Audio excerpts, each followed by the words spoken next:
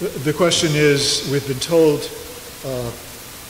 that Iran has an enrichment program, centrifuge program, which is beyond what would be needed for a peaceful nuclear program, a peaceful power program. Is that correct? Is that exactly what you said? And therefore, it is a sign of nuclear weapons interest. Is that true? Is that a lie? And the answer is yes, that's a lie. And it's again very, very easily refutable lie. The fact is that the enrichment program that Iran has adopted is not much greater than what would be necessary for a peaceful power program. It is much less than what would be necessary for a peaceful power program, nuclear power program. And the fact is that Iran has laid out in the past a much more ambitious program than what they have today, a program that would involve many times more centrifuges than they now possess, or certainly that they have in operation. They've talked about a level of 50,000 centrifuges that they've talked about for a long time in the past. And they've also talked about going beyond that. And that would be indeed necessary to have the minimum program for nuclear power that would make economic sense for Iran. And I mean, this is perfectly well documented. So this is not obscure. This is not an obscure fact at all. And I agree that is indeed the argument that has been put forward. It has been. It's an idea that has become very widespread, but it's really not at all in line with the facts.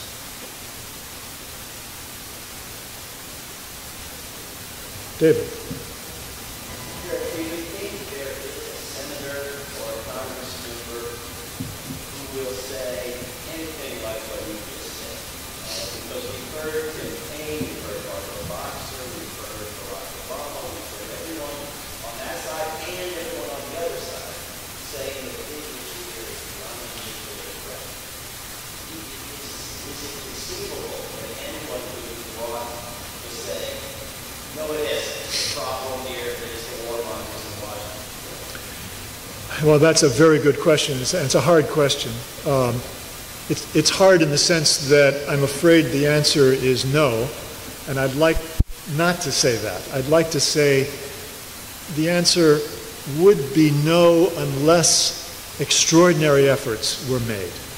I mean, with extraordinary efforts to pull together a group of members of Congress and say, look, here are the facts that we know you're not familiar with because, you know, the facts aren't available in the news media. They're not available in the literature except for this new book that came out last year. But you need to be exposed to these facts.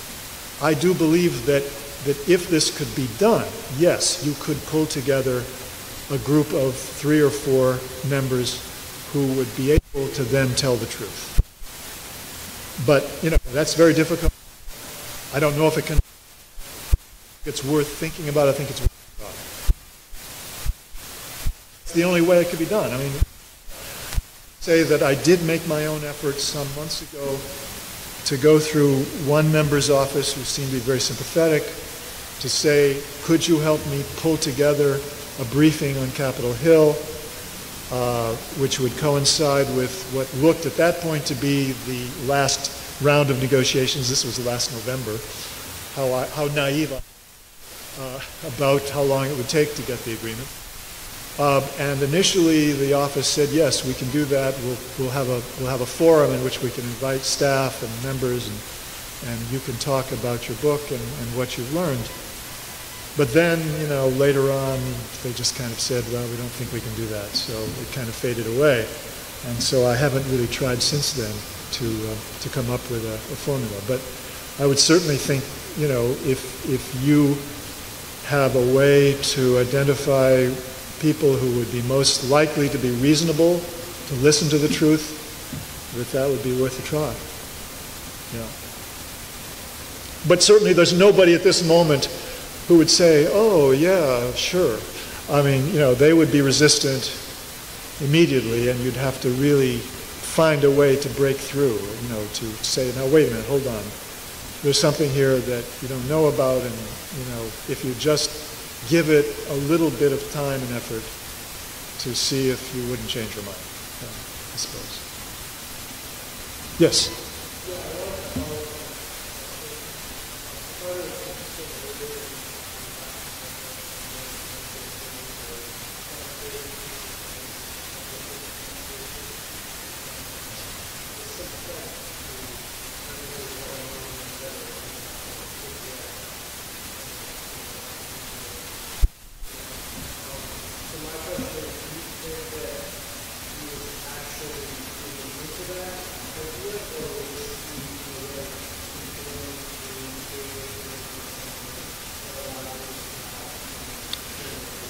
That's a good question. I think the answer is it's not either or. I think it's some of both. I think that, indeed, I would go even beyond. I'm sorry, yes.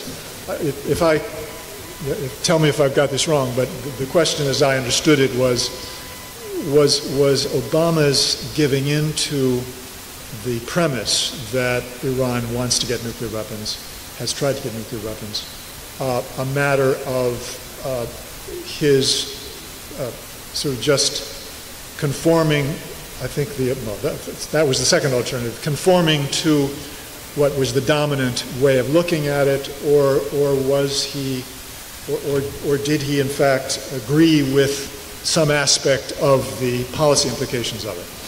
And I think that it is some of both.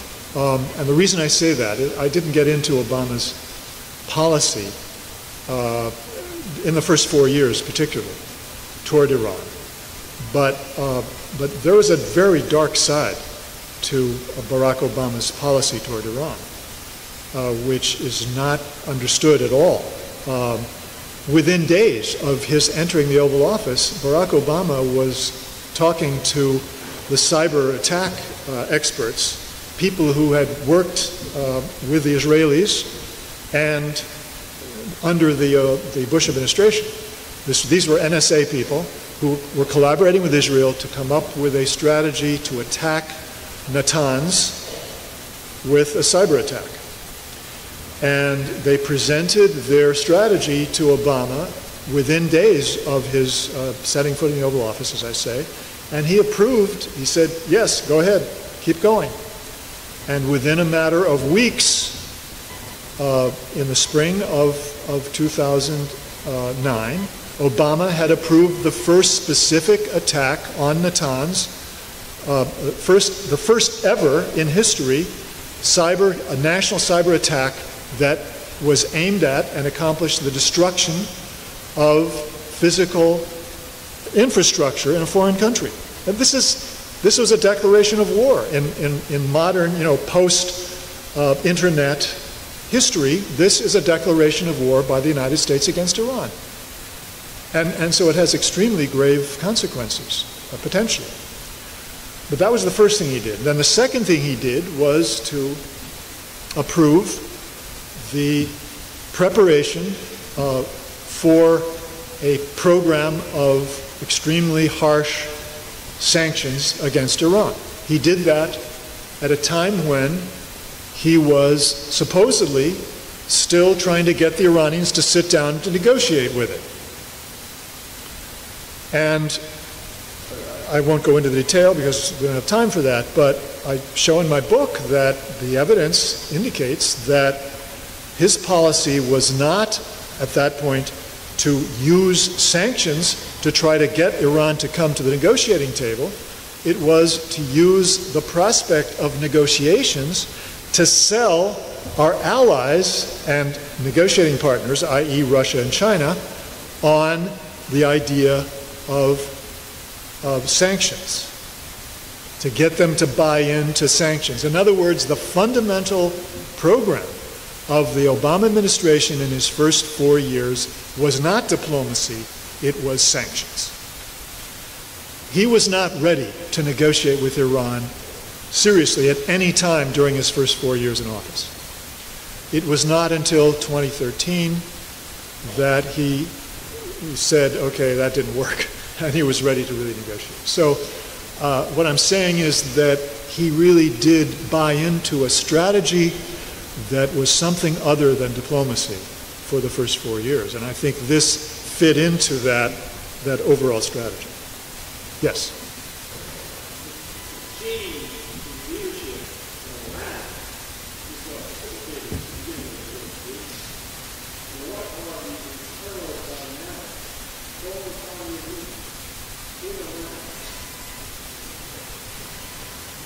Okay, the question is the internal dynamics, political dynamics in Iran were the main factor that brought about the negotiations.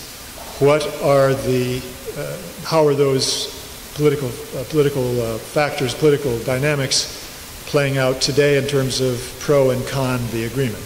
First of all, I just want to introduce a nuance into this point that you've made, which, you know, basically, you know, I think that it's defensible to say that the political dynamics in Iran, which brought Hassan Rouhani to the presidency, certainly played a role in the evolution of the negotiations, no question about that. And it played a role because Hassan Rouhani he was the one who coordinated Iran's negotiations with the European foreign ministers in 2003 to 2005. That's when he worked very closely with present Foreign Minister Javad Zarif to come up with a diplomatic strategy which was really seriously aimed at getting an agreement with the European foreign ministers if they could possibly do it. That strategy, that hope was frustrated by the fact that the Bush administration put pressure on the Europeans not to come to any agreement with Iran as long as it would allow a single centrifuge to spin, as it was stated by a U.S. official at that point. But I also want to just point out something that is not being reported or not being repeated in the discussion of this issue. And that is that even under the Ahmadinejad government, the Iranian government was prepared to negotiate with the United States. They did, in fact, make proposals to the United States. They were trying to get the Obama administration to begin to negotiate a deal that would involve limitations on the Iranian nuclear program in return for lifting sanctions. So it's simply not true that it was not until the Rouhani government that Iran was ready and willing to negotiate. It's much more nuanced than that. And at that point, in fact, when the Ahmadinejad government was making those proposals, made a series of proposals to the United States, and they were not ready.